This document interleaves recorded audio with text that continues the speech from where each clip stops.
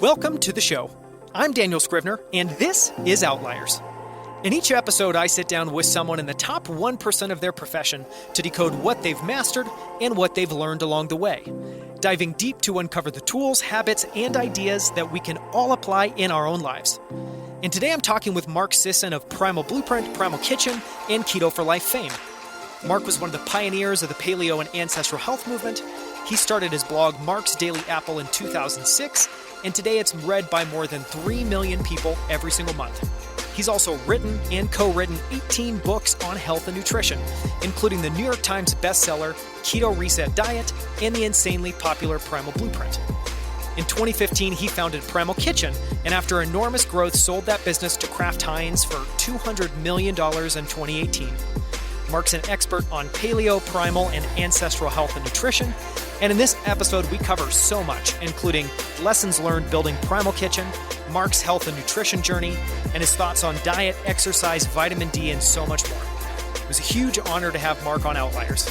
As always, you can find the notes and transcript for this episode at danielscrivner.com. And with that, enjoy my wide-ranging conversation on health, nutrition, and performance with Mark Sisson. Mark, I am so excited to chat with you today. Thank you so much for coming on Outliers. It's such a pleasure to be here. Mark, to kick things off, I wanted to see if you can take us back in time a little bit and tell us a little bit about your own history and journey as an athlete. What my early recollection of athletics was, I was pretty small. I was not really strong or big enough to play the traditional American sports, football, basketball, baseball. Hockey was big in New England. And because I lived about 1.5 miles from school, I found it convenient just to jog to and from school as a means of transportation. I didn't like taking the bus. I could actually beat the bus home if I jogged. So from literally 6th and 7th grade, I started running to and from school out of convenience. And by the time I got to be a freshman in high school, I was pretty fit. And I really was thinking in terms of what I could do in terms of a sport that I could participate in and kind of make my name among all of the other athletes that were excelling at other sports at school.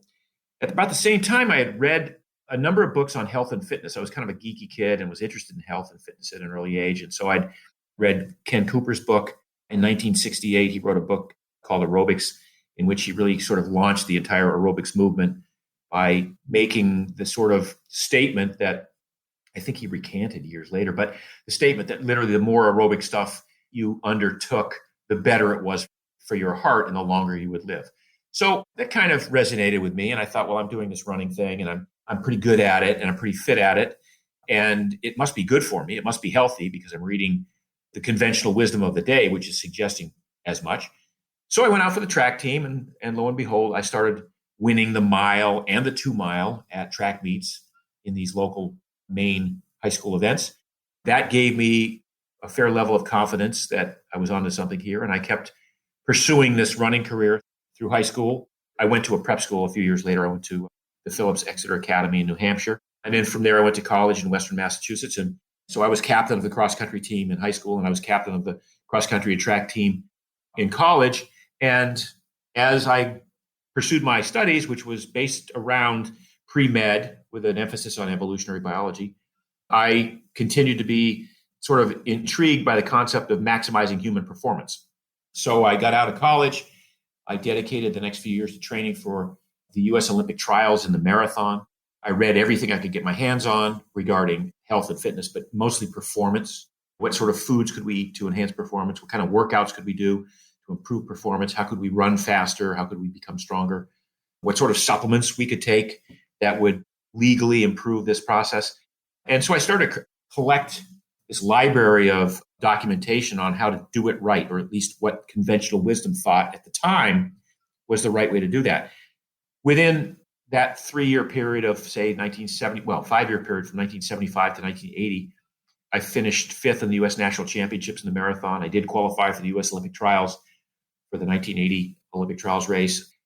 And I became quite an accomplished, if you will, endurance athlete, even though my genetics, as I go back and look over them now with 23andMe, my genetics would not have predicted that I would have been that sort of a national caliber runner. I got injured as a runner, and that was the first real kind of glitch in my road to health. Injured so much that I really couldn't continue to run at 100 plus miles a week at the elite level. So I kind of pivoted over to triathlon. This was the early days of triathlon. Within a year and a half, I'd finished fourth at Ironman in Hawaii. But by then I was already getting a little bit disillusioned with what I thought was this pursuit of health, but in fact was an ill-fated attempt at improving performance at the expense of health.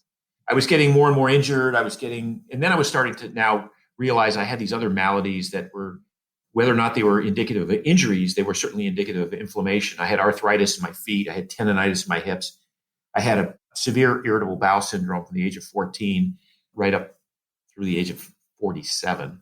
I had GERD, gastroesophageal reflux disease. I would get sick a lot. I'd get colds and flu a lot throughout the year.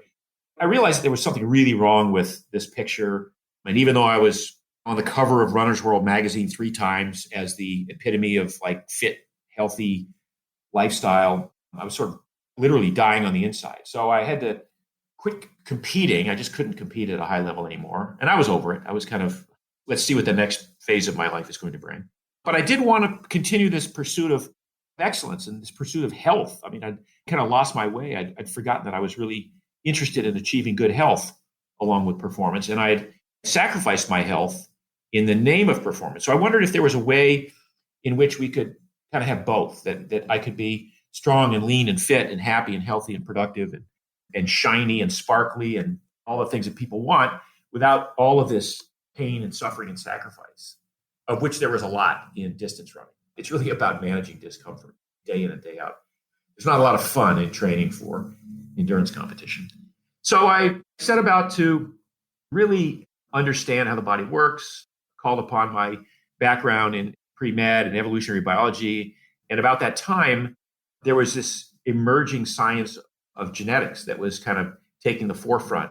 And it was starting to be clear that everything that happened in the human body happened at the level of gene expression, that everything you did, every food you ate, every type of exercise you chose to do, the amount of stress you undertook, the amount of sleep you got, the amount of sun exposure you got, the amount of play you engaged in, had some effect on how the genes turn on or off and create proteins that respond to the stimulus that you're creating with your behaviors and your habits. That really fascinated me. And so in combination with the evolutionary background, I started to look at ways in which, well, maybe we're not meant to be running 100 miles a week to achieve good health. Maybe we're meant to find, as Tim Ferriss would say, the minimum effective dose of exercise. And as I look back on, by way of example, I look back on hunter-gatherer history, and those people in the name of survival were exceptionally fit and exceptionally healthy and chose not to do a lot of exercise that they didn't have to do to survive. And yet, because they did short bouts of exercise and they were always constantly moving around a little bit, they kept their range of motion throughout their years. They were generally very healthy. They had generally low body fat. The occurrence of obesity and type 2 diabetes and even cancer and heart disease were virtually non-existent in some of these communities. There must be a link there. So I started to put together this sort of list of what I would call hidden genetic switches that we all have. And it became my obsession to identify these hidden genetic switches and then to advise through education, advise people on how to access the benefits, like how to turn on the genes that build muscle and how to turn off those genes that want to store more fat, how to turn on the genes that burn fat or build an immune system or build stronger bones, how to turn off those genes that want to tear bone tissue down and decrease bone density. It's a really interesting level of consciousness that until probably 10 or 15 years ago, all but a handful of people in the world knew nothing about. So I wanted to make this information available to as many people as possible. Not that I had the right way or the only way. I had a way that was based in science. If you understood how this way operates and how the body is basically the result of millions of years of evolution, DNA is basically what it is today, forged in a crucible of 100 million years of mammalian evolution and the last 2.5 million years of human evolution. And how if we are able to identify some of these behaviors and some of these things that we do, we can optimize health. With that in mind, I started a blog in 2006 called Mark's Daily Apple. And I used that blog to espouse these beliefs and to start to put into writing some of these findings that I'd come up with. And I don't do original research. I just comb the literature for examples of research that sort of prove this point. And so Mark's Daily Apple was my major magnum opus, if you will, starting in 2006. In telling this story, I've skipped 30 years of other businesses and trial and error and making money and losing money. But this is really where the current story begins, around 2006. And I think I'll stop there and let you ask whatever you need to ask. No, that was fascinating. And I have so many questions that I could ask, but I'm curious, and we'll get into this a lot more, but obviously I think anyone listening to you talking about kind of finding this thing that it seems like we had forgotten and moved away from, but that when you really explain it, I mean, I feel like it's hard for someone to listen to that and feel like it doesn't sound accurate and doesn't make sense.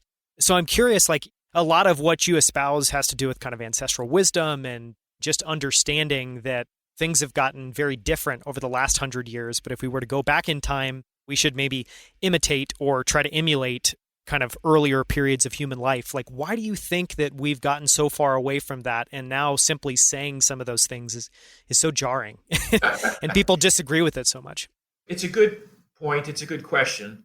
I think humans and most animals in general don't want to work hard. They want to do as little as possible to survive and, if possible, thrive. That's just the nature of the living organism, is to conserve energy. Look, the nature of a living organism is, at its essence, to live long enough to procreate, pass the genetic material along to the next generation, and then your work is done. So with that in mind, I think nature set up most organisms in a way that wants them to try and conserve energy. And in terms of humans, our brains are the complex organ that has become our primary tool. Our brain has created a lifestyle in which it's easy to not do anything. Food is everywhere. We don't have to hunt or gather food anymore. It's virtually everywhere we look. Obviously, third world countries notwithstanding, but in developed nations, food is not an issue. It's around every corner, and most of it is not good food. Most of it is food that has been packaged and processed to appeal to those basic primal instincts of crunchy, salty, fatty, sweet, which were few and far between 10,000 years ago, or even 200 years ago, and especially a million years ago. But right now, crunchy, salty, fatty, sweet is like, that's the driver of that little appetite center in the brain for a lot of people. So between appetite, cravings, hunger, access to food, and then the unwillingness to undertake some form of exercise because it's associated with discipline and misery and struggle and suffer, has put us in this position where 40% of us are obese and 2/3 of us, at least in this country, are at least overweight, tens of millions of undiagnosed cases of type 2 diabetes, all sorts of inflammation, heart disease, cancer. And these are all an artifact of our perfect human bodies and our perfect genes responding to the inputs that we've chosen to give them. And when I say chosen, we've done so unknowingly. Most of us have chosen to eat a certain way or to move a certain way or to live a certain way, not so much out of willingness to flout nature, but just because it seems easy and we didn't know any better. I think most people would love to do the right thing if they knew what the right thing is. And many people, and this has been the history of weight loss, for instance, over the last 30 or 40 years, many people thought that eating fat made you fat. Many people thought the way to lose weight was to exercise more. Many people have thought that eating fat and cholesterol gives you heart disease and cancer. Many people have thought that the only way to lose weight is to cut calories way, way, way back, and it doesn't matter what you eat. And many people have thought that this was just a simple math equation of calories in, calories out.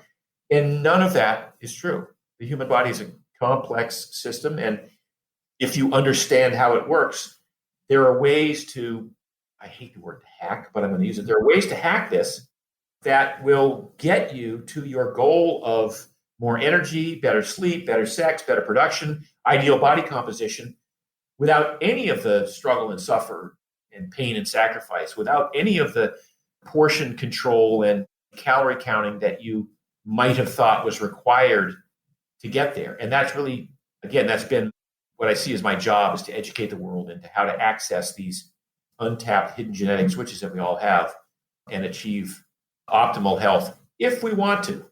And I'm not saying everyone should or needs to, but if you want to, I have some good information for you.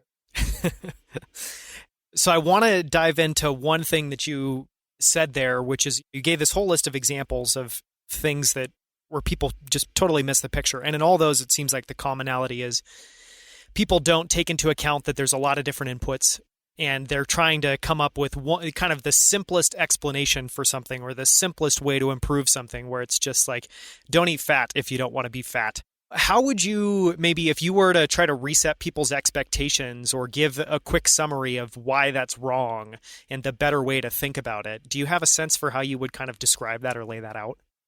I have a sense, and here's what it looked like. I could tell you everything you need to do to get really, really healthy on 2 sheets of paper. However, I've written 15 books and done hundreds of lectures and have done podcasts. And because this is such a suspension of disbelief for so many people, that it takes kind of me walking you back to the beginning to understand why this is and how this is. And again, I could give you the information about how to do this very simple by bullet point, but you might say, well, my doctor would not agree with that. And my doctor would not say that my doctor would say, for instance, there's nothing such as a healthy fat. All fats are bad. You want to cut back all fats. Or my doctor would say, he just said I have to eat less and exercise more. And so for me I would start by saying the calories in, calories out theory, which sometimes people would cite the laws of thermodynamics. But the reality is it's really about calories burned versus calories stored. And we store calories based on a number of different inputs, some of which have to do with how much insulin we produce.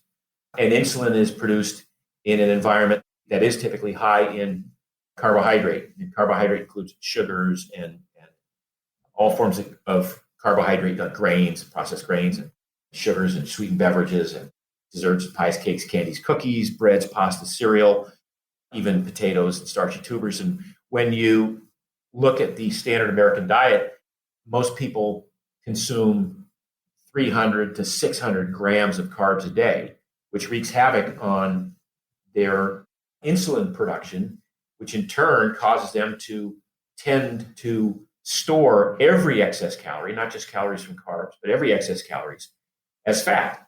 And in the irony of ironies, that same amount of insulin production locks the fat into the fat cells, so it cannot be taken out and burned by the muscles, even if necessary. And to understand this complexity of the human body and how insulin is at its base level, I mean, there are a lot of different hormones at work here, but insulin is sort of the driving force. If you can control insulin, and if you can keep your insulin levels low, you can access your stored body fat all the time. And you don't have to eat nearly as many calories to have the energy and to have the body fat, to have the body composition that you want. And it's a process. You have to train the body to do it. Look, we're born with a factory setting that allows us to easily store fat, but also to easily burn off fat in periods of, well, historically in periods of famine. But even now, if we simply choose to skip a meal, we have all these systems that the body can tap into and start accessing energy from stored body fat if we've trained the body to do that. But if we've never trained the body to do that, if we override this factory setting that we all have at birth and start getting into this carbohydrate dependency from an early age, then we really never train those systems that are great at burning fat and, in fact, are more efficient when fat is being burned. And in the process of being efficient, and I call the term metabolic flexibility. So we're trying to access what we call metabolic flexibility. And with that, we find that we don't need to eat as much to keep our energy levels up. We don't need to eat as much to keep our muscles strong and healthy and even growing. And this is probably the most important part. We don't get hungry that often. So our hunger, appetite, and cravings dissipate. And one of the things that happens when you achieve metabolic flexibility is you start to realize, wow, 3 meals a day plus snacks is way too much food. That's just way too much food. I can't even, now that I'm so good at accessing my own stored body fat, and now that I realized that so much of what I was doing was just feeding this beast that kept trying to restore my blood sugar, my blood glucose. Once you get past that and develop metabolic flexibility, you realize, wow, I only need 2 meals a day. And even those 2 meals don't even need to be huge.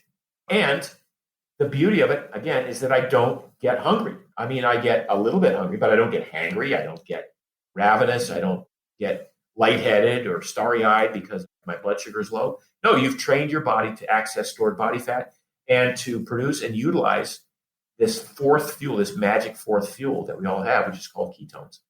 I want to dive into a bunch of kind of what I've noted down as like building blocks, things like metabolic flexibility you just touched on. But just really quickly, can we talk a little bit about things that go into kind of moving someone to metabolic flexibility? Like I'm guessing part of that, which you alluded to, is intermittent fasting. Part of it is changing your diets, moving away from carbs and starches. But can you talk about the handful of things that really help someone to move towards?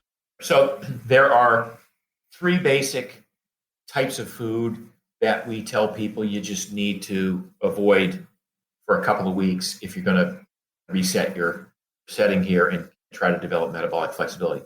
The first is you have to recognize that so much of your current diet contains a lot of sugar. And sugar isn't just like that white stuff in the bowl on your table.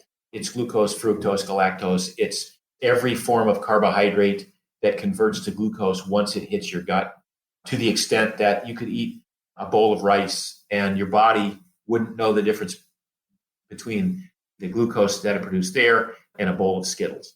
So rice produces a lot of glucose, sugar. So cutting back on sugars of all kinds, the obvious ones, the sweetened beverages, the teas, the Cokes, the sodas, the pies, the cakes, the candies, desserts, I mean, all the stuff that we sort of know we probably shouldn't be eating, certainly on a daily basis, but maybe once in a while. So you cut back on the sugars. The next thing you cut back on is what we call the industrial seed oils.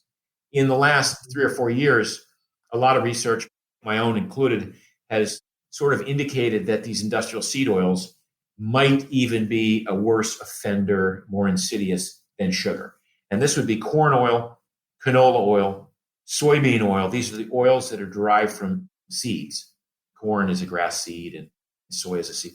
So these are industrially processed oils that are high in omega-6 fats, and they're also they're sort of a Franken oil that the body just doesn't know what to do with. And so a lot of times the body incorporates it into the cell membrane, and it becomes a dysfunctional fat that's part of what the cell thought it was using a legitimate building block, and now it isn't.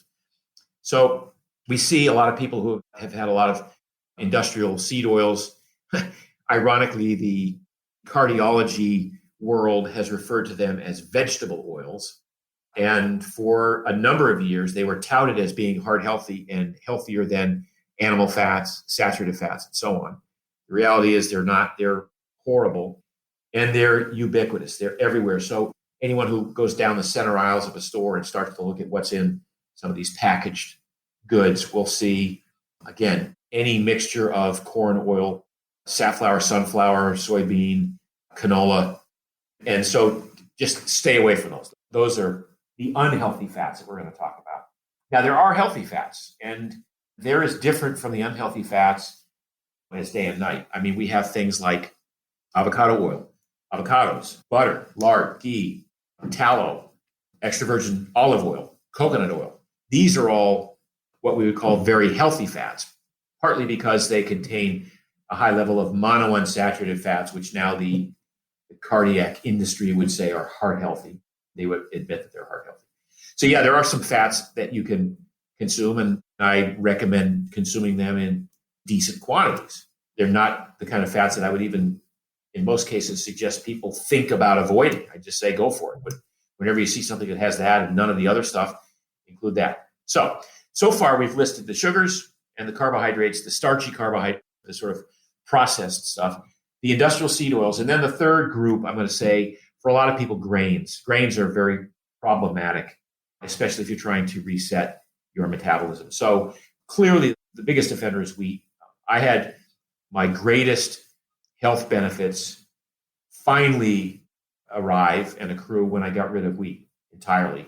And again, as I say, it wasn't until I was 47, it was 20 years ago that I finally figured this out. Up to then, I'd sort of defended my right to eat grains because I'd been a runner. And the whole time that I was running, I was fueling myself with breads and pastas and cereals and whatever manner of carb I could get my hands on, including beer, whatever. It was all considered in those days. Carbo loading was the big thing because you had to, if you were training like I was 100 miles a week plus, you were doing it every day. So every day at the end of a 15-mile run or 20-mile run, in preparation for going out and doing it again the next day, you sort of had to figure out a way to refill the glycogen stores. And glycogen is the body's way of storing glucose. And the way to do that was to carbo load. So for the longest time, I was a big eater of grains. And that was ultimately what was causing my IBS, I find out later. So getting rid of grains for me was getting rid of corn, wheat, rye, some of the other offending grains. To this day, I'm not a big fan of some of the pseudo grains like quinoa and things like that. I just don't. It's just beige glop that you need a lot of sauce to make it even halfway palatable. So I don't want to keep beating this too much, but sugars, industrial seed oils, and then getting rid of grains. And so if you can get rid of those three things, you'll come down to a list of beef, pork, lamb, turkey, chicken, fish. It's a lot of great sources of protein. Vegetables, any amount of vegetables you want to eat. And my favorites would be broccoli, Brussels sprouts, cauliflower. I like spinach. I like a big salad every day. So there's a number of vegetables that people can access. Some fruit, not a lot of fruit, because fruit is a form of sugar as well. And the occasional starchy tuber, some potato or sweet potato or rutabaga or turnip or something like that, what they would call fall root vegetables. And that's kind of the list. And some people are going to listen to this and go, oh my God, that's not a big list. And what about all the other stuff that I could eat? Well, there are currently about 1,500 cookbooks that deal with preparing paleo or primal or keto meals. And virtually every meal that anyone ever eats on keto or paleo or primal would have been considered a decadent meal because of its high fat content and because of its amazing taste. So the point is, what makes these foods that I've just described, once you've gotten rid of pies, cakes, candies, cookies, breads, pasta, cereal, and sweetened beverages, what makes the remaining food not just sustainable, but great tasting and palatable are the methods of preparation, the herbs, the spices, the healthy fats, the ways you cook them, the sauces, the dressings, the toppings that you put on them. And that became, later on in my life, a major focus of my work, was discovering ways in which we could make otherwise healthy foods taste even better and become more appealing. Yeah, and that ultimately became known as Primal Kitchen, correct? That's correct. So I come to this list, and I've been writing about food now for 8 years, from 2006 to 2014. I've been writing about food. I've been writing about the benefits of changing your diet. I've been writing about all of the nasty things that we find unwillingly and unwittingly in the foods that we've sort of been consuming with the assumption that they're good for us, but clearly are not. So I've been sort of banishing foods from people's diets for a long time. And I realized, geez, every Saturday we would do a recipe, and sometimes we do a recipe on how to make a mayonnaise or how to make a ketchup that didn't have high fructose corn syrup, or how to make a salad dressing that wasn't going to be loaded with soybean oil or canola oil as its base. And you certainly couldn't find these things in the store. Everything on the store shelves that I would look at was disappointing. Everything, I'd pick the label up and I'd go, oh my God, I can't eat it, as the kids say today. That's when I realized somebody needs to make the kinds of products that people like myself really wished exist, but don't. I mean, I really wanted there to be some line of product that I could purchase, ready-made, take it off the shelf, bring it home, shake it up and pour it on my salad without having to get out the blender and then clean the blender with all the oils and stuff that I put in it. And no one had done that. So in 2015, we launched Primal Kitchen mayonnaise, which happened to be our first condiment. A mayonnaise, a great tasting mayonnaise, is based on avocado oil. We only use avocado oil as the main ingredient. And eggs from cage-free hens, organic vinegar from non-GMO beets. I mean, the whole thing, you go down the list and it checks off all the boxes. And it was a huge hit. Even though it was more expensive, it was a huge hit with so many people who responded by saying, oh my God, Mark, thank you so much. I've been waiting for this my whole life. I'm sick and tired of trying to make my own mayonnaise and having it fail every second time. And then when it does work, keeping it in the refrigerator for 3 days and feeling like I might be poisoning my family. So the concept resonated early on, and we followed the mayonnaise with a couple of salad dressings, with some ketchup and some mustard, with some pasta sauces. We now have 85 products in the line. So it's really, we decided that we wanted to go into every aisle of the supermarket and identify what it is that people would really like to be eating if they're health conscious, but are afraid to currently consume because of the nasty ingredients that are on the label. So I want to go back just a little bit earlier in that story because, I mean, obviously you had been blogging and writing about this and kind of sharing this news for a while. Clearly you knew it was starting to kind of take off and people were excited about it and interested in it. But given that no products like this existed in the store, I'm guessing it was still a big bet at the time, and you probably saw a lot of pushback or got a lot of pushback about what you were doing and what you were building. What was it like in the lead up to launching that first product, and how difficult was it to get that into stores and have that first success? It was interesting times because when we finally developed a mayonnaise that we could make to scale, in other words, not just in my kitchen, but in an industrial setting, we could make a large vat of it. We realized that it was going to have to be priced at $9.95 for a 12-ounce jar. You could go to Costco and spend $8.95 for a 60-ounce jar of one of the competitive ones that's made with the cheap oils. So it was a big risk. And I went to my manufacturer and I said, what's the smallest batch we could do as a first run? Because I don't want to have this sitting on my shelf for a year. It had a 1-year shelf life, but I didn't want to overproduce. And he said, well, the smallest batch we can do is 12,000 jars. And I rolled my eyes and oh my goodness, 12,000 jars. Well, we sold out in 10 days. We sold out in 10 days for a number of reasons. The primary reason is that by the time I had launched this product in 2015, I had spent almost 10 years building a brand. So I had a following of millions of people who understood the nature of food and understood how difficult it was to make healthy food and how much of what was happening in the supermarkets and even in the health food stores was not fulfilling the promise of a better way of doing things. So when I launched it, we had a number of different channels. I had a warehouse where I was doing supplement fulfillment. So it was easy enough for us to wrap in bubble wrap 3 jars of mayonnaise and ship them off to people across the country. At the same time, I'd aligned myself with a brand new company that I also invested in called Thrive Market.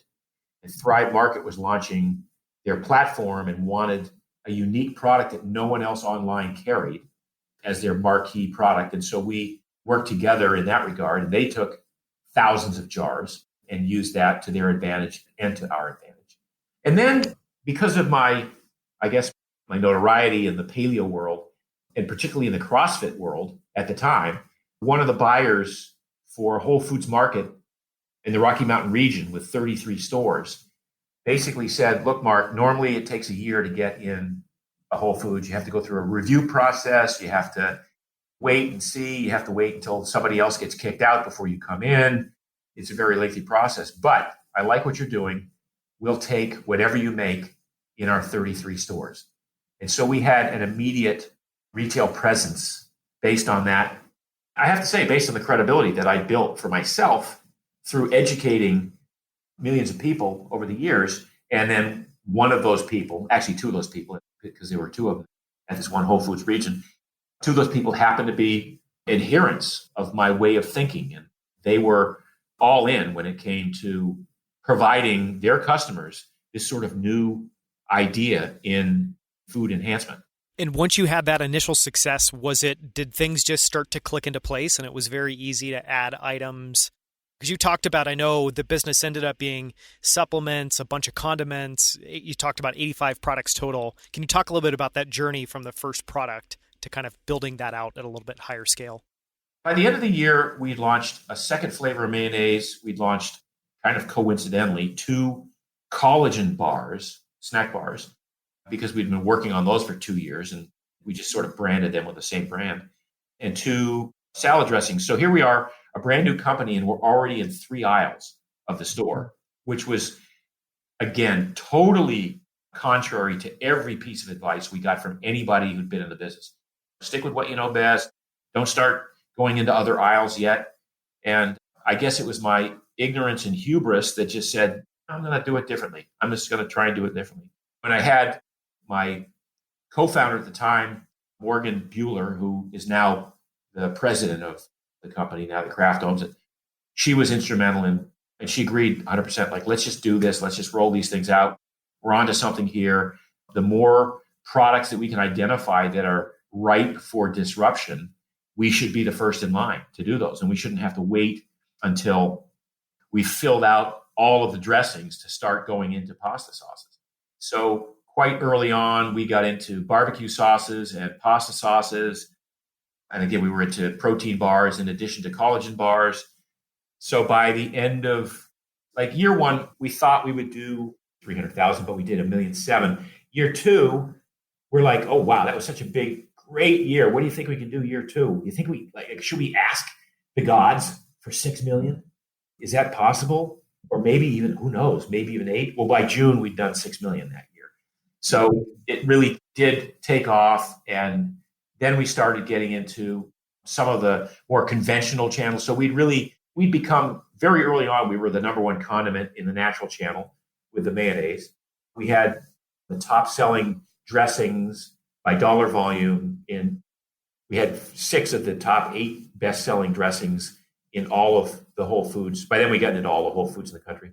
And early on, some of the conventional groceries like Publix said, we like what you're doing. We think we'd like to take a shot. And so we got into Publix early on. And then our experience there with food, once you get into 1 or 2 large operations, now their competitors don't want to be caught short not having you on the shelves.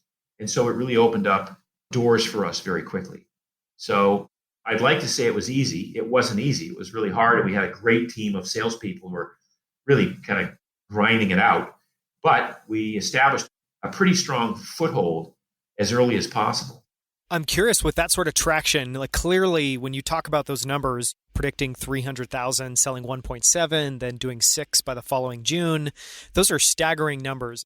And I would guess at some point that competition or other players started to kind of notice what was going on. Did you see people suddenly start to pivot and move to try to copy or emulate what you were doing? Oh, absolutely. It's really frustrating. And on the one hand, on the other hand, I always have to go back and look at my original goal, which was to affect the lives of 10 million people by having them learn how their bodies work and to be able to take control of their health through their behavior. That 10 million became 100 million a few years ago.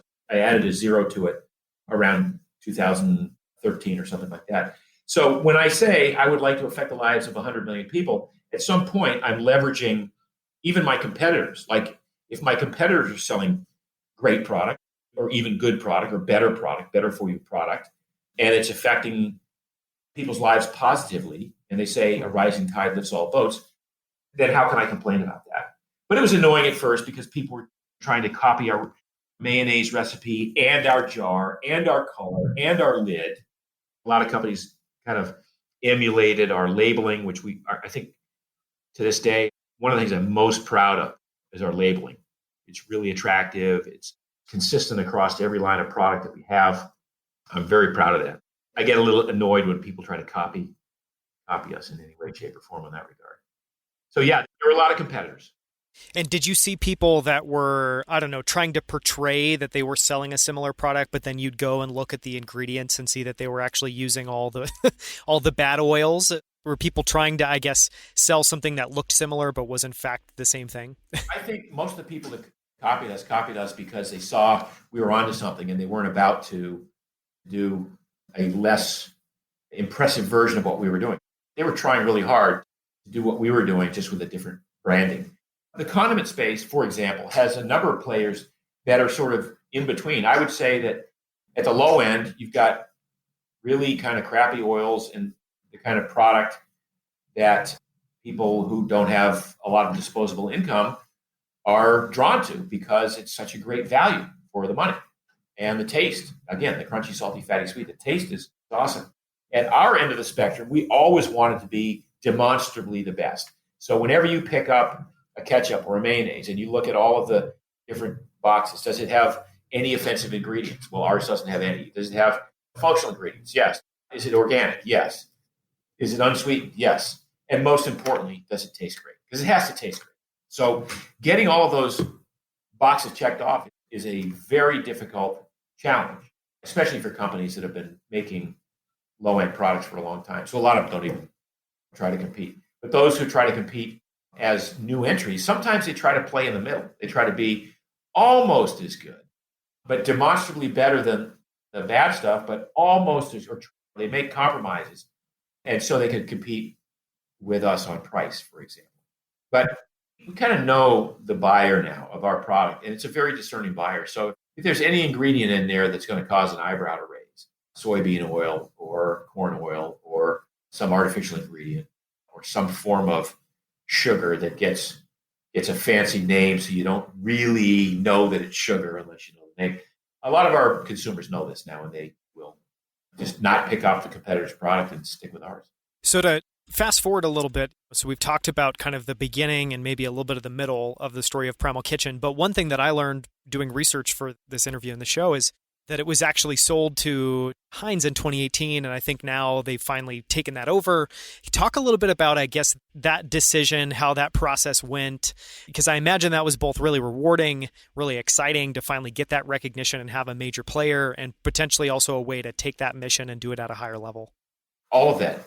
Yeah. So the goal had always been, once they started Primal Kitchen, for it to be the preeminent provider of sauces, dressings, and toppings in the world. And as with most companies, you start out and it's great. You throw an apron on, you go in the kitchen, you have some fun and making stuff up, R&D, then you see if you can scale it. Then you throw on another apron and set up a table outside of a health food store and you give away free samples. And it's all great and it's all fun and games. Then you have to figure out, well, how are we going to make our payroll and how are we going to get through next year? And so you have to start thinking in terms of long strategic moves. And with my company, I quickly became one of the biggest buyers of avocado oil in the world. And avocado oil is a precious commodity, and it takes a long time to get it. Sometimes the harvest of the season isn't as robust as it might be. And so we had to start investing in avocado oil a year in advance. And that was a cash demand that we never really planned on, but certainly materialized very quickly. So you get to a point where most businesses can get to 10 million in sales pretty easily with their mom and pop founders and whatever. And then maybe to get to 50 million in sales, you got to shift everything around and you got to kind of go back and reconfigure your executives, your sales team, and what you're doing and rethink your margins. And then to get from 50 to 100 once again. So there's a point at which I just didn't have the energy or at that point the expertise to scale this to where I wanted to get to where we're $1 billion in sales. My goal while I'm still involved with the company is for us to see $1 billion in sales at Primal Kitchen because it is recognized across the board as the best, the preeminent company making sauces, dressings, toppings, food enhancers, if you will, in the world. And I started to recognize that as we were closing in on, say, 50 million in sales annually. And I thought, not that I fire anybody, but I can't keep hiring new industry executives to ramp up for the next level of expansion, which also involves warehouses and SAP and all sorts of processing software and things that are massive investments and take a lot of resources and a lot of time. And to be quite honest, don't interest me that much. So I said, well, let's find a company that will love and cherish us and allow us to keep doing what we're doing, but we'll have resources, we'll open doors, so financial resources as well as advisory resources. And that was Kraft Heinz. And it's almost 2 years now, and it's been an amazing alliance. They have been spectacular. People were afraid, oh my God, when they buy you, they're going to change all the ingredients and they're going to ruin your brand. And I'm like, nothing could be further from the truth. The first thing they did was they said, hey, Mark, we love what you're doing. We want to learn from you. We want to keep your team. We want you to keep doing what you're doing because we know you're doing it the right way. And so we're not going to touch you at all. We're just going to let you flourish and keep growing. And it's been phenomenal. So it's far exceeded any expectation I had. And I'm still the face of the brand. It's still my baby. I don't own it, but it's still my baby. And I'm intimately involved in R&D and in a lot of sales meetings and processes going on like that. So it's been a very gratifying experience. So just one more question, and then I want to transition and talk about, kind of bounce across a bunch of what you cover in your blog, Mark's Daily Apple. But one thing I'm curious if you can answer is either products from Primal Kitchen that you love, and if you can share anything that you're working on or thinking about that people can look forward to. I eat a lot of meat. I'm a carnivore, like in a big way, but I like steak sauce. And some of the steak sauces that were available maybe had too much sugar. Some had gluten in them. So we wanted to come up with a steak sauce that emulated, I won't name names, but it's the number one sought after steak sauce in the country. And we came up with something that is unbelievable. It's just so perfectly spot on and checks off all the boxes about the ingredients. So I'm very happy and proud of that. Perhaps I'm most proud of the ketchup. We were already 2.5 years into this mission, and we sort of avoided ketchup, thinking somebody was already maybe working on something or doing something that was going to be what we felt ketchup should be. And there were a couple of players in the natural channel that were organic and unsweetened, but honestly tasted horrible. And then there were a couple that tasted great and were organic, but had a lot of sugar in them. But nobody could kind of check off all three boxes. And so we really made a concerted effort to solve that problem. And we did so partly because Whole Foods had come to us and said, you're doing so well with all these other condiments, why don't we have a ketchup? So they really placed a massive order for ketchup that prompted us to solve that equation. And we did. And we launched it in middle of 2018, toward the end of 2018.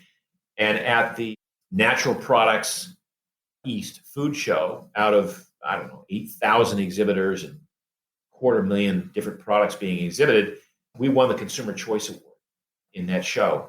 And that was the consumers saying, wow, somebody finally did it. They made a great tasting, organic, unsweetened ketchup that I'm going to feel really good about giving to my kids and about letting my kids not just douse on everything, but helping introduce new foods to my kids using this ketchup.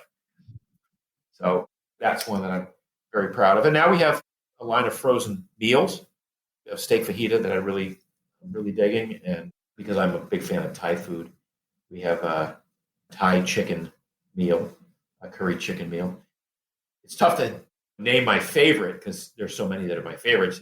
In the beginning, like the first 2 years, everything we did was to satisfy my palate. So it was like, this is what I want because it doesn't exist. About 2 years in, we started analyzing the data and going, all right, what is it that other people want besides you, Mark? What is it that the world wants, or the Whole Foods Exactly. buyers wants? So I want to now transition a little bit and basically start to explore kind of all the branches of the way that you think about health and fitness and nutrition and exercise and sunlight and all of that. But where I wanted to start is just maybe having you give a little bit of background on the word primal, because I know that that's kind of building off of paleo. I know that some of it is also a little bit of kind of ancestral wisdom. Can you talk about what primal is and how that's different than maybe paleo or ancestral? Well, I've used the term primal for 30 plus years, 40 years actually, since probably 1980. I was a personal trainer back when I was one of the few in Los Angeles, when it was, you just were basically a personal trainer to the stars. And my company was called Primal Fitness. And then I published a book in the mid-'80s under the name of Primal Urge Press. And then when I was coming up with a name for my supplement company, which was 1995 that I started this, I wanted something, again, that evoked sort of this primal urge, primal scream, primalness first in importance. And that became Primal Nutrition, which was the name of my supplement company.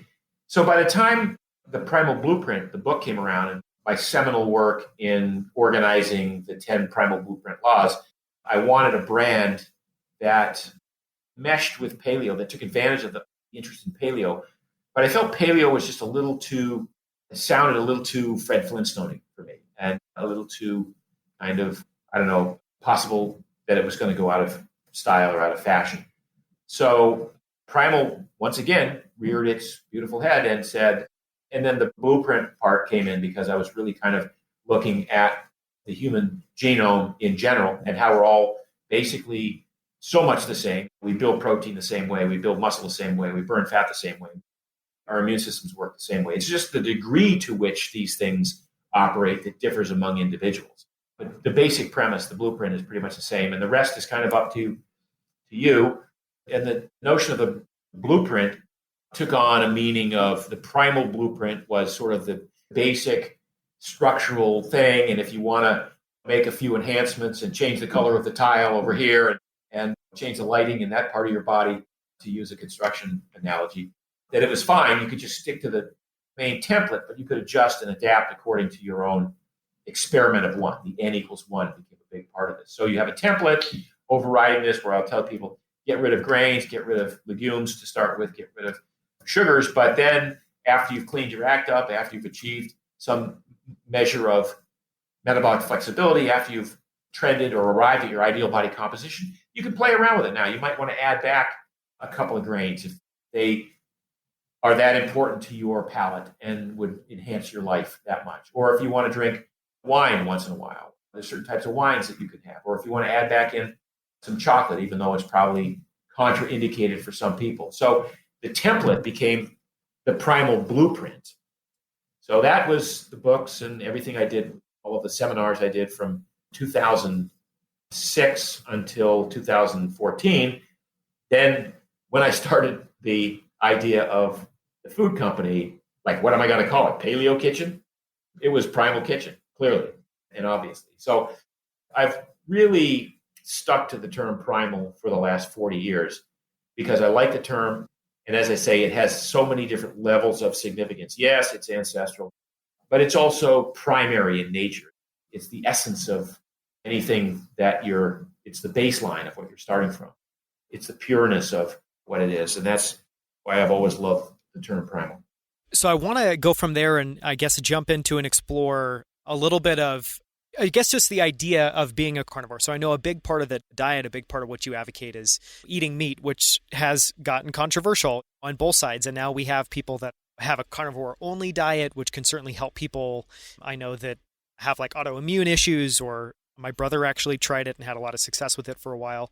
There's people on that side of the fence. There's also continues to be a surge of people that want to try to go plant only or plant with a little bit of fish. So I'm curious just to, I don't know, try to, if you could help flesh out some of your thinking, your research around why it's so important to have a carnivore diet, and maybe what you would say to people that think that meat is negative or destructive or counter to being healthy. Now we get into the same sort of discussion you might have in arguing whose religion is better. So when you start talking with people about their way of eating, I'm never going to convince a vegan to eat meat, and I never want to. That's a choice that people make, and I'm fine with that. What I do know is that humans have always eaten meat. It's one of the things that defines our direction in evolution and was largely responsible for this brain that we have that has become our main survival tool. So yeah, we don't have claws, we don't have razor sharp teeth, but we have a brain that allows us to make tools to hunt animals and to carve up the carcass. We're able to build fire to prepare the food. And this has been going on the fire part's been going on for anywhere from 400 to 700,000 years. So we grew up eating meat, all of us, and we evolved eating meat. If it wasn't, large beasts like mastodons or aurochs, which would be the older equivalent of a cow, it was lizards and snails and birds' eggs, and it was clams and mussels by the sea, and it was eels. And there was always some form of animal flesh that was sustaining us and contributing to the building of a better brain through a combination of quality protein, through DHA and EPA, which are essential fatty acids, EPA, which you can only find in fish. Otherwise, the body has to convert plant food into these essential fatty acids. So we're no different. I mean, we still have the genetic composition of our hunter-gatherer ancestors. When I say I'm a carnivore, I eat meat, and I pretty much eat meat every day, sometimes twice a day. I eat plants, too. I had a big thing of steamed broccoli with garlic last night and a glass of wine, a big steak, and I was the happiest camper you could imagine. I don't just eat meat. There are people who just eat meat, and like you say, if your brother tried it and has had great success, it's a pretty impressive experiment. to do that for 30 days or 60 days, or as some people have done, years, and find out that all of their blood work improves. It doesn't get better. All of their inflammation goes away. Their gut issues go away. People think, well, you have to have plant food in order to feed the gut bacteria and to push all of the stuff through your gut so you have robust fecal matter. I'm like, no, you don't. It's just, for lack of a better term, a poop or turd is just basically dead bacteria from your gut. Just your gut just expelling it. You don't need to push it through with a broom, is the visual that some people get. So this notion that we have to have lots of fiber for healthy intestines is just wrong. In fact, some people are ill-served by upping their fiber intake if they do have digestive problems. So if somebody's interested in trying an all-meat diet, it's very safe. It's extremely safe. And nothing bad's going to happen, and maybe something good will happen. And if it doesn't, if you don't get the results that you're seeking, bail. I mean, it's pretty easy, but you're not going to throw your cholesterol out of whack and have a heart attack or any of these things that people are starting to cite as issues. If you do have heart problems, share your decision with a medical person. But all of the indications currently are that meat is not just okay to eat, it's good for you. It's beneficial. It's the best quality form of protein there is. And now, as the discussion starts to center on climate change, man-made global warming, yada, yada, yada, which I'm not a big fan of, and they talk about how beef is raised in this country. Look, I agree that concentrated animal feedlot operations are horrible. They're bad for the environment. They're bad for the cows. They don't produce the best meat. That if you can get a hold of grass-fed beef, these are cows and beeves that have been fed the diet that they evolved to consume and that they evolved to thrive on just by grazing on grass all the time. If you can find a cut of meat like that, that might be one of the healthiest things you can eat. And now there's a movie out called Sacred Cow, which looks at possibly raising beef this way and growing grass. They call it regenerative agriculture, using otherwise unused grasslands, of which there are hundreds of millions of acres across the U.S., to graze beef on grass and let them reclaim the land by pooping on the ground and then driving that into the ground and fertilizing the soil and improving the quality of the soil. It may be that that's the way we feed the world, literally with having people eat more beef and lamb and pork and chicken, whatever. So it's a very heady topic of discussion and not one that you want to have at an all-vegan dinner. Yeah, it's polarizing for sure, but I knew you would have some good takes on it. Do you have any rule of thumbs that you follow then? Obviously, you enjoy steak. Do you have any rules of thumb that you follow in terms of how often to eat what? Or is it just really kind of listening to your body, listening to what you crave? Or Yeah, it's listening to what I crave, and it's listening to what is going to make my face happy at that time. So, like, I won't have steak 3 nights in a row, even though I like steak, because I like, okay, I got to have something different tonight. Maybe I'll have some salmon tonight, or maybe I'll have some shrimp. And I do get a sense of what I'm hungry for. I have the luxury of living in an area where there's some great restaurants that are within walking distance. So I can get virtually any kind of food I want at any time, and I can have them prepare it the way I want them to prepare it because I know the chefs. So that's one of the luxuries of being retired and having sold my company. And then having said that, I do access, like I get steaks delivered every month from Butcher Box. And I'm a mean steak cooker. I can prepare a steak in record time and have it taste fabulous and not have a lot of fuss and muss and clean up. So I don't mind cooking a steak myself, and I do that quite often. And then I'll just have maybe a vegetable or a salad with it. So like I say, every bite of food I put in my mouth, I want to taste great. I don't want to choke down something that's supposed to be good for me, but doesn't taste great. So I just make sure that the 2 meals I eat every day are delicious. So I'm looking at my list of questions here, and there's so much that obviously I feel like I could ask you questions for another hour or two, but I'm going to try to distill it down a little bit. So I had a whole bunch of questions or just jumping off points around things like your thoughts on kind of sunlight, your thoughts on natural movement and doing a little bit of light movement earlier in the day, your thoughts about mobility and pliability, or kind of like sleep and vitamin D. There's a whole bunch of topics there, but maybe just to use that as a jumping off point, if someone listening loves your ideas about how we should be changing how we think about fitness, how we should change how we think about what we eat.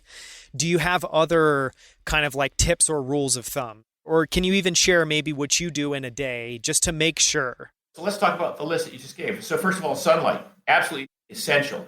And it's criminal that most dermatologists would say stay out of the sun. I think everybody needs 10 to 20 minutes of unprotected sun on as much of their body as they can get every day. And that doesn't mean burn. It just means get sun and don't get into a burn situation, but get actual sunlight without sunscreen, without a cover up on. And then if you're just going to stay out in the sun, then cover up or put on sunscreen. But that's how we make vitamin D. Vitamin D is critical to our health. So vitamin D for sure. Sleep. Look, people don't get enough sleep. I make no apologies for the fact that I try to get 9 hours of sleep a night. I typically wind up with 8.5, but if I can get 9, I will. If I go 10:30 to 7:30, I will do that. And sleep is when the body restores and regenerates itself. And you shouldn't think in terms of, well, I'm missing out on something. I'm missing out on this party, or I'm missing out on this TV show that I could stay up and watch for another 2 hours. But I'm a big fan of getting sleep. Moving around a lot. I have a stand-up desk. I have a squatting desk. I'm walking around all the time throughout the day. I'm not jogging. I'm not running. I'm not riding a bike. I do all those, but I'm typically just moving. Just the movement alone. Forget the calories. Just the movement alone, putting your body through different ranges and planes of motion will increase your mobility. Twice a week, I go to the gym. I did today, and I do about 45 minutes of heavy lifting. For me, it's all upper body because one day every 10 days, I could do nothing but legs in the gym. And then I just have fun. I ride a fat bike up and down the beach for pleasure. It's great. It's a great workout. I do stand-up paddling. In front of my house, I have a great ocean that I can just, when the weather's good, I can just go out. I have a regular standing game of ultimate frisbee. I love playing ultimate. It's sprinting like crazy for 2 hours with changing direction and trying to catch a frisbee in the air and trying to intercept it when it's thrown to somebody else. Look, I try to have as much fun as I can with my activities, with my motion, with my movement. And I encourage everyone to do that, to move around as much as you can and to make it as fun as you can as often as you can. That's all great advice. So I want to just move and ask a couple of closing questions. So one is, you have, I don't even know the number. I guess maybe can you give people a sense for how many books you've published at this point? I've written about 15. I think I published other authors too. So I've published another 30 books by other authors, but I've written 15 myself. And some of those are cookbooks. I mean, some of them are kind of more philosophical books like the Primal Blueprint. Your latest book, I believe, is Keto for Life. If someone listening really wants to jump in, is there one book you recommend that they start with? Primal Blueprint. That'll give you the science, the background, the frame of reference, so that every other book you read of mine after that, you go, oh, yeah, I get that. I can do that. So the Primal Blueprint is my magnum opus. So one thing we ask every guest, and you just went through a bunch of them, but is there one thing that you try to do every single day? It could be a practice, could be a routine, could be a tool that you use that you rely on and that you feel like helps you show up as your best self each day? So I have a practice that I do every day. I choose. Every day I choose to keep doing what I'm doing. Every day I get up and basically the first couple of thoughts are, I've had a good life. I've done a lot of cool stuff. I'm pretty comfortable. If I stopped right now, everything would be fine, not to get maudlin. But if I died today, I'd be happy with what I've done and what I've had. But I could go on. I could keep doing some new cool stuff. So today I'm going to choose to keep going on. And I just allow myself the right to not do so, but it hasn't happened yet. So I'm just choosing into a new day. Yeah, it would be concerning the day you choose. You decide not to continue. Yeah. And then one other question we ask every guest is, for a person or experience that you're eternally grateful for, that had a huge impact in your life, somebody that showed up, and if you could share that story with us. Well, an experience. I did Outward Bound when I was 17, and that transformed my life. So are you familiar with Outward Bound? I know the name. I don't know them with much familiarity. It was known in the day as a survival camp. It was a 28-day survival course, and it changed my life. I went from the small, scrawny, runner, wimpy kid, nerd, to a confident, strong, athletic guy at the end of that who emerged as a leader, who came out with a renewed sense of what I would be able to accomplish if I put myself to it. That's how I became captain of the cross-country team and the track team and so on. So Outward Bound was a massively life-changing experience. And I would encourage anyone who has teenage kids to look into doing that. And then I'd say, like my dad, who was just a Renaissance man. He played piano. He was a painter. He made a living doing it. He made jewelry. When the paintings weren't selling, he just had to have something that he could sell. He was a hustler in terms of, if it wasn't the season, he worked in a shipyard, just doing odds and ends. I mean, he was a true Renaissance man. He could do a lot of cool stuff. I really got endowed with a sense of what's possible from him. And that clearly shows up. I mean, you have a very clear sense of kind of where you want to head in life and a very clear sense of the impact you want to make. And I imagine some of that likely came from your dad. So for anyone listening that wants to follow you, where can they find you online? Where can they learn more about you? Well, marksdailyapple.com is my blog, and that's the best place to start. Primalkitchen.com, or you just Google Primal Kitchen and you'll come up with all of our wonderful products, either at our own site or on Amazon or at a store near you. And then Keto for Life is my latest book, Keto for Life. And then again, if you want to start with the beginning, it's the Primal Blueprint. And that's pretty much it. Well, thank you so much. We've covered a ton of stuff today. I would highly encourage anyone listening to go to Mark's Daily Apple and follow Mark on Twitter, because he's just constantly covering and bringing up really interesting ideas. Thank you so much for your time, Mark. Thanks for being on Outliers. Thanks for having me.